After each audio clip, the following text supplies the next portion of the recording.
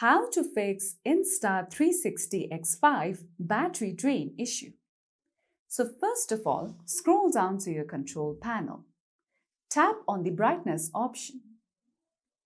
Make sure you choose the auto brightness option. Then again, swipe towards the left-hand side.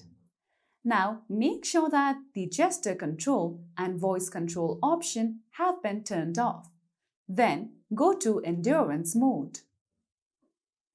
Now, if you turn on endurance mode, you can see all the features that will be supported when this mode is turned on, and you can see all the features that will be disabled when endurance mode is turned on.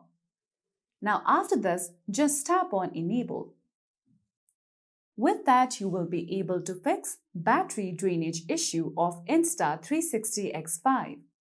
So that's it for today's video, and at last, don't forget to subscribe to our YouTube channel.